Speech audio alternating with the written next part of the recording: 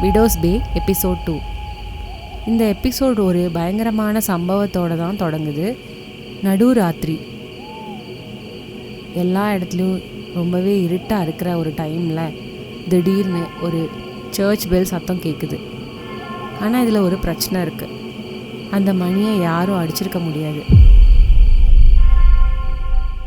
Episode 1 நடந்த அதிர்ச்சிகரமான சம்பவத்துக்கு அப்புறமா மேயர் டாம் லாஃப்டஸ் எல்லாத்துக்கிட்டேயும் விடோஸ் பே சாபம் பிடிச்ச ஊர் இல்லை அப்படின்னு நிரூபிக்க முயற்சி பண்ணுறாரு. உண்மையிலேயே விஷயங்கள் எல்லாம் கொஞ்சம் நல்லபடியாக தான் போக ஆரம்பிச்சிருக்கு. ஒரு நியூயார்க் நியூஸ் பேப்பரில் விடோஸ் பே பற்றி நல்ல கட்டுரை எழுதி அதை மார்த்தாஸ் வின்யார்ட் அப்படின்னு சொல்லி அது கூட ஒப்பிட்டு எழுதியிருக்காங்க. இதை டாம் பார்த்து ரொம்ப சந்தோஷப்படுறாரு. சுற்றுலா பயணிகள் எல்லாம் இனிமேல் இங்கே வர ஆரம்பிப்பாங்க அப்படின்னு அவர் நம்புறாரு. ஆனால் ஊர் மக்கள் அப்படி நினைக்கல. அவங்களோட நம்பிக்கைப்படி தீவு மீண்டும் விழித்து கொண்டிருக்கிறது. டாம் தொடர்ந்து சுற்றுலா திட்டங்களை முன்னேற்ற முயற்சி பண்ணிட்டுருக்காரு. ஆனால் விக் அவருக்கு எதிராக நிற்கிறாரு. அவரோட கருத்துப்படி பழைய பிரேக் வாட்டர் இன் அந்த ஹோட்டலை உடனடியாக மூடணும். அந்த கட்டடம் ஒரு பேய் பிடிச்ச இடம், ஆபத்தான இடம், எப்போ வேணும்னாலும் பெரிய விபத்து கூட நடக்கக்கூடிய இடம் அப்படின்னு அவர் நம்புறாரு. டாம் அவரை எல்லாருக்கும் முன்னால் கேலி செய்கிறாரு. ஆனால் அது அவருக்கே எதிராக திரும்புது. ஏன்னா விடோஸ் பே மக்களுக்கு விக்க அவமதிப்பது அப்படிங்கிறது அவங்களோட பல தலைமுறை அனுபவத்தையே அவமதிக்கிற மாதிரி. அதனால் ஊர் மக்கள் டாமுக்கு ஒரு சவால் விட முடிவு செய்கிறாங்க. அதுக்கப்புறம் டாம் ஒரு பாருக்கு போகிறாரு. அங்கே அவர் ரெவரண்ட் பிரைஸ் அப்படிங்கிற ஒரு பாதிரியை சந்திக்கிறாரு. பத்திரிகை கட்டுரையை பற்றி பிரைஸ் சொல்லி அவரை பாராட்டுறாரு. டாம் அதுக்கு நன்றி சொன்னாலும் ஊர் மக்கள்கிட்ட இருக்கிற கோபத்தை வெளிப்படுத்துறாரு. நான் நல்லது செய்ய முயற்சி பண்ணுறேன், ஆனால் யாருக்கும் அதுக்கான மதிப்பு தெரியல அப்படின்னு சொல்கிறாரு டாம். பிரைஸ் அங்கேருந்து கிளம்ப தயாராகும்போது டாம் சாதாரணமாக ஒரு விஷயத்தை கேட்குறாரு. நைட் நேரத்தில் தேவாலய கதவு பூட்டியிருக்கா அப்படின்னு சொல்லி செக் பண்ணிக்கோங்க அப்படின்னு சொல்கிறாரு. பிரைஸ் குழப்பம் அடைகிறாரு. ஏன் அப்படின்னு கேட்குறாரு. அதுக்கு டாம் தன்னோட பையன் எவான் அப்புறம் அவனோட ஃப்ரெண்ட்ஸ் இவங்கெல்லாம் நைட்டில் சுற்றிட்டு இருக்கிறது வழக்கம், ஸோ அவங்க தான் அந்த தேவாலய மணியை அடிச்சிருக்கணும் அப்படின்னு நினைக்கிறேன் அப்படின்னு சொல்கிறாரு. ஆனால் இந்த வார்த்தையை கேட்ட உடனே பிரைஸோட முகம் மாறுது. அவர் பதட்டமாக கேட்குறாரு, உங்களுக்கு நிச்சயமாக தெரியுமா அது தேவாலய மணி சத்தம் தானா அப்படின்னு கேட்குறாரு. அதுக்கு டாம் பேட்ரிஷியா அப்புறம் ரோஸ்மேரி இவங்க 2 பேரும் கூட அந்த சத்தத்தை கேட்டாங்க அப்படின்னு சொல்கிறாரு. பிரைஸோட முகம் மாறி வெளிரி போகுது. அதுக்கப்புறம் அவர் பயந்தது மாதிரி தெரியுது. மெதுவாக சொல்கிறாரு, அது முடியாத விஷயம் அப்படின்னு.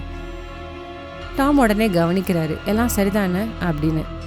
தொடர்ந்து பிரைஸ் அங்கேருந்து சிரிப்பாக வரவழைச்சிட்டு எல்லாம் சரிதான் அப்படின்னு சொல்லிட்டு அங்கேருந்து கிளம்புறாரு அவசரமாக. டாம் கிளம்ப போகிற நேரத்தில் அங்கே இருக்க நகர மக்கள் அவரை நிறுத்துறாங்க. அதாவது ஒரு சவாலை முன்வைக்கிறாங்க. அது என்னென்னா, பிரேக் வாட்டர் இன்னில் ஒரு முழு இரவு தனியாக தங்கணும் அப்படின்னு சொல்கிறாரு. அதுக்கு டாம் கண்ணை உருட்டுறாரு. விக்க நம்புறீங்க அப்படிங்கிறதுக்காக அவர் சொல்கிறது எல்லாமே உண்மையாயிடாது அப்படின்னு சொல்கிறாரு. விடோஸ் பே ஒரு புதிய காலகட்டத்துக்குள்ளே நுழைஞ்சிட்ருக்கு. அந்த ஹோட்டலில் எந்த பிரச்சனையும் இல்லை அப்படின்னு டாம் சொல்கிறாரு. ஆனால் கூட்டம் அதுக்கு சம்மதிக்கவே இல்லை. ஒருத்தர் பல வருஷங்களாக அங்கே பயங்கரமான சம்பவங்கள் நடந்துட்டுருக்கு அப்படின்னு ஞாபகப்படுத்துகிறாரு. டாம் அதை நான் ஒத்துக்கிறேன், ஆனால் துயரமான சம்பவங்கள் நடந்ததால் அது பேய் பிடிச்ச இடமா மாறிடாது அப்படின்னு சொல்கிறாரு. சுற்றுலா பயணிகள்லாம் ஆபத்தில் தள்ளுற அளவுக்கு நான் ஒரு பொறுப்பற்றவன் இல்லை அப்படின்னும் சொல்கிறாரு. அப்போ கூட்டத்தில் இருந்த ஒருத்தன் சவாலை இன்னும் தீவிரப்படுத்துகிற மாதிரி, அவ்வளோ பாதுகாப்பான இடம்னா நீங்களே அங்கே தங்கி பாருங்களேன் அப்படின்னு சொல்கிறாரு. முழு பாரும் அதுக்கு உற்சாகமாக ஆரவாரம் பண்ணுது. டாம் அதை சிரிச்சுட்டே கடந்து போக முயற்சி பண்ணுறாரு. ஏன் ரூம் வாடகையை நீங்களா கட்ட போகிறீங்க அப்படின்னு கேட்குறாரு. உடனே கூட்டத்தில் இருந்தவங்கெல்லாம் சேர்ந்து சொல்கிறாங்க, நாங்கள் எல்லாம் சேர்ந்து பணம் கொடுப்போம் அப்படின்னு சொல்கிறாரு. இன்னொருத்தர், இன்னைக்கு நைட்டே நீங்கள் இங்கே தங்கணும் அப்படின்னு சொல்கிறாரு. டாம் முதல்ல தயங்குறாரு. தன்னோட பையன் தனியாக வீட்டில் இருக்கான் அப்படின்னு சொல்கிறாரு. காரணம் சொல்கிறாரு. அதை யாருமே நம்பலை. கடைசியாக வேறு வழி இல்லாமல் டாம் ஒத்துக்கிறாரு. சரி, இன்னைக்கு நைட்டு அங்கே தங்குறேன். ஆனால் நகர மக்கள் இன்னும் அவங்க பேசிகிட்டு இருந்ததை முடிக்கல. அவங்க டாம் சாதாரண அறையில் தங்கக்கூடாது அப்படின்னு சொல்கிறாங்க. கேப்டன் ஸ்வீட்டில் தான் தங்கணும். ஹோட்டல்லையே ரொம்பவே பயங்கரமான அறை அதுதான். ஒருத்தர் அதோட பின்னணி கதையும் சொல்ல தொடங்குறாரு. ஒரு கடல் கப்பல் கேப்டன் வந்து பைத்தியமாகி கோடாரியால் தன்னோட குடும்பத்தையே கொன்னுட்டதா சொல்லப்படுது. அந்த பயங்கரமான கதையை சொன்னதுக்கு அப்புறமும் அவரது பெயர்லேயே, அதாவது அவரோட பேர்லேயே அந்த அறையை வச்சிருக்கிறது எவ்வளோ விசித்திரம் அப்படிங்கிறத இன்னொருத்தர் கிண்டலாக சொல்கிறாரு. இதுக்கப்புறம் மற்ற கதைங்கள்லாம் தொடருது. என்னென்னா, கல்யாணமான நாள்லேயே ஜன்னல் வழியாக விழுந்து இறந்ததா சொல்கிற ஹார்டன்ஸ் ஃபிட்ஸ்ஜெரால்ட், அவளோட பேரை 3 தடவை சொன்னால் அவளோட பேய் கண்ணாடியில் வரும் அப்படிங்கிற ஒரு கதை. அதுக்கப்புறம் மர்மமான மரணங்கள், ஒரு விளக்கமளிக்க முடியாத விபத்துகள், மேலும் ஒரு காலத்தில் அந்த தீவை பயமுறுத்தின கொலைகார கோமாளி பற்றின கதைகள். சவால் மெதுவாக ஒரு பயங்கர போட்டியாக மாறுது. டாம் கிரால் ஸ்பேஸ்க்குள்ளே போயிட்டு வரணும் அப்படின்னு ஒருத்தர் சொல்கிறாரு. இன்னொருத்தர் அதுக்குள்ளே ரொம்பவே ஆழமாக போயிட்டு வரணும் அப்படின்னு சொல்கிறாரு. இன்னொருத்தர் அவரை ஃபுல் நைட்டும் உள்ளே பூட்டி வைக்கணும் அப்படின்னு சொல்கிறாரு.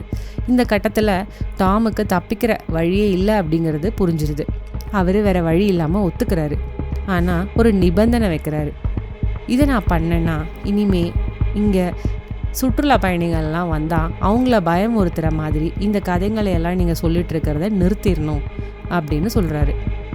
கூட்டத்தில் இருக்கவங்களாம் விருப்பமே இல்லாமல் சரி ஓகே அப்படின்னு சொல்லி சம்மதிக்கிறாங்க. இப்போது டாமோட விதி முடிவாயிடுச்சு. இன்றைக்கி நைட்டு விடோஸ் பேயோட ரொம்பவே பயங்கரமான அறையில் அவர் தங்க போகிறாரு. அங்கே இருக்கிற எல்லா கதைகளும் வெறும் மூட நம்பிக்கைகள் தான் அப்படிங்கிறத நிரூபிக்கிறதுக்காக. அதே நேரத்தில் பிரைஸ் சர்ச்சுக்குள்ளே போகிறாரு. சர்ச்சில் அங்கே மணி இருக்கிற அந்த கோபுரத்துக்கு ஏறி போகிறாரு. அங்கே போய் பார்த்ததும் அதிர்ச்சி அடைகிறாரு. மணி அடிக்க வேண்டிய சங்கிலி பூட்டப்பட்டிருக்கு, முழுமையாக பாதுகாப்பாக இருக்குது, அதை யாராலும் அடிக்க முடியாது. அப்படின்னா மணி சத்தம் எப்படி வந்துச்சு? பிரைஸ் பழைய தேவாலய ஆவணங்களையெல்லாம் தேடுறாரு. அதில் சாதாரண பதிவுகள் இல்லை, எச்சரிக்கைகள் மட்டும்தான் இருந்துச்சு. அந்த எச்சரிக்கைகளில் தேவாலய மணி தானாக ஒலிக்கிறது ஒரு பெரிய இருள் வரப்போகிற ஒரு அறிகுறி அப்படின்னு எழுதப்பட்டிருக்கு. இப்போது பிரேக் வாட்டர் இன்னில் முதல் இரவு. டாம் ஹோட்டலுக்குள்ளே வர்றாரு. உள்ளே நுழைஞ்ச உடனே ஒரு ஓவியத்தை பார்க்குறாரு. ஒரு பொண்ணு படகுல இருக்கிற மாதிரி சில குழந்தைங்கள் சுற்றி இருக்காங்க. அதில் ஒரு குழந்தை கடலில் மூழ்கி போகிறது மாதிரி தெரியுது. அந்த ஓவியமே டாமுக்கு வந்து ஒரு அசௌகரியத்தை ஏற்படுத்துது. ஹோட்டல் உரிமையாளர் கர்ட் அவரை வந்து வரவேற்கிறாரு. டாம் சொன்னதால் சில பயங்கர அலங்காரங்கள் அகற்றப்பட்டதாக சொல்கிறாங்க. ஆனால் டாம் சுற்றி பார்க்கும்போது இன்னும் நிறைய பயமுறுத்துகிற பொருட்கள் இருக்குது. கர்ட் டாமுக்கு ஒரு வீடியோ கேமரா கொடுக்குறாரு.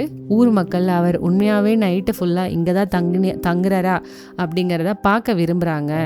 ஸோ கேப்டன் சூட்டையும் காட்டுறாரு. அந்த அறை ரொம்ப பழமையானது, ஏசி இல்லை, ஒரு சின்ன மின் விசிறி மட்டும்தான். அதுக்கப்புறம் ஒரு விசித்திரமான விஷயம் என்னென்னா, கர்ட் நைட்டில் ஹோட்டலில் தங்க மாட்டார். ஏதாவது பிரச்சனை வந்தால் வீட்டுக்கு ஃபோன் செய்யணும் அப்படின்னு சொல்கிறாரு. அதாவது டாம் அந்த பெரிய ஹோட்டலில் ஃபுல் நைட் தனியாக இருக்கிறாரு. நைட்டு ஆரம்பிக்குது. டாம் கேமராவில் அனைத்தையும் பதிவு செய்ய ஆரம்பிக்கிறாரு. ஹார்டன்ஸ் ஃபிட்ஸ்ஜெரால்ட் பற்றின கதையை கிண்டல் செய்கிறாரு. அவளோட பேரை 3 வாட்டி சொல்கிறாரு. Ugly Hortons, ugly Hortons, ugly ஹார்டன்ஸ்னு. ஆனால் எதுவுமே நடக்கலை. அவர் சிரிச்சிடுறாரு. ஆனால் கொஞ்சம் கொஞ்சமாக சூழ்நிலை மாற ஆரம்பிக்குது. கட்டிடம் விசித்திரமான சத்தத்தை எல்லாம் ஏற்படுத்துது.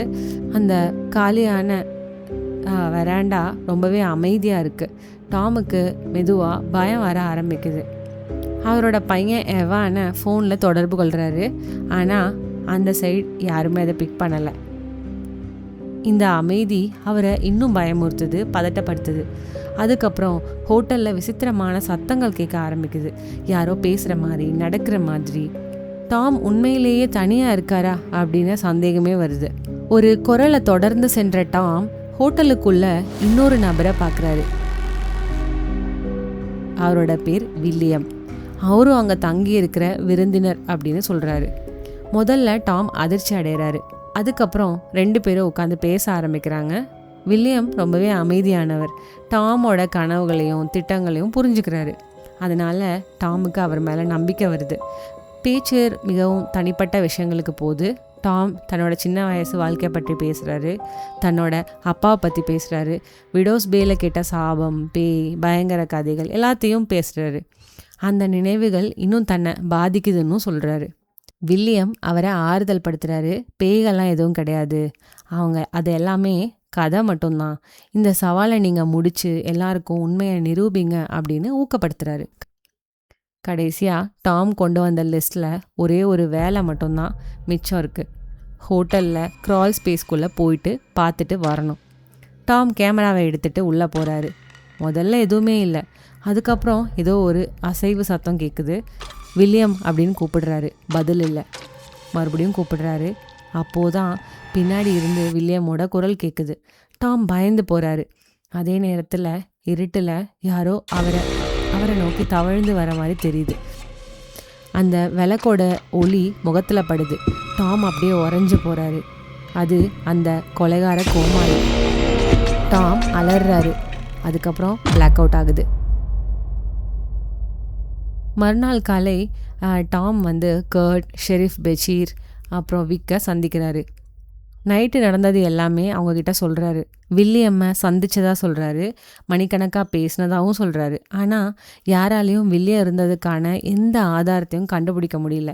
ஹோட்டலில் இருக்கிற ரெஜிஸ்டரில் கூட அந்த பேர் இல்லை. டாமோட கதை யாருக்கும் நம்ப முடியாத மாதிரி இருந்துச்சு. விக் மட்டும் வேற விதமாக யோசிக்கிறாரு. அவர் சொன்னது மாதிரி வில்லி அப்படிங்கிற ஒரு கொலைகார கோமாளி பற்றின பழைய கதை இந்த தீவில் இருக்குது. வில்லியம் அப்படிங்கிற பேரை கேட்ட உடனே டாம் ஏதோ அமானுஷ சக்தியை தான் அவர் சந்திச்சிருக்காரு அப்படின்னு அவர் நம்புகிறாரு. அதுக்கப்புறம் விவாதம் அதிகமாகுது. கடைசியாக அவங்க மறுபடியும் கேப்டன் சூட்டை சோதிக்கிறாங்க. அப்போது ஒரு முக்கியமான விஷயம் கண்டுபிடிக்கப்படுது. அறையில் உள்ள ஒரு பெரிய அளவில் கருப்பு பூஞ்சை, ஒரு பிளாக் மோல்டு பரவி இருக்கு. கர்ட் உடனே விளக்குறாரு. அந்த பூஞ்சையோட அதை ரொம்ப நேரம் சுவாசிச்சா தலை சுத்தல், குழப்பம், மாய தோற்றங்கள் இந்த மாதிரி எல்லாம் ஏற்படலாம். அதனால டாம் பார்த்த எல்லாமே உண்மையாக இருக்க வாய்ப்பில்லை, அந்த பூஞ்சையோட விளைவாக இருக்கும் அப்படின்னு சொல்கிறாரு. டாமுக்கு முழுசாக நம்பிக்கை வரல. ஆனால் இது ஒரு தர்க்க ரீதியான விளக்கம் அப்படிங்கிறதுனால அவர் ஏற்றுக்கிறாரு. கர்ட் அந்த அறையை மூடி சுத்தம் செய்வதா உறுதியளிக்கிறார். இப்போது இந்த எபிசோட் 2ஓட முடிவு. எல்லாரும் கிளம்பும்போது விக் கடைசியாக டாம் கிட்ட ஒரு எச்சரிக்கை சொல்கிறாரு. நீ பார்த்தது பூஞ்சை இல்லை, தீவு மீண்டும் விழித்து கொண்டிருக்கிறது. இனிமே விஷயங்கள் இன்னும் மோசமாக போக போகுது. டாம் வெளிப்படையாக அதை ஏற்றுக்கலை. விடோஸ் பேல ஏதோ விசித்திரமான ஒன்று நடக்குது அப்படிங்கிற சந்தேகம் அவருக்குள்ளே உருவாக ஆரம்பிச்சிருச்சு. Episode 2 ends.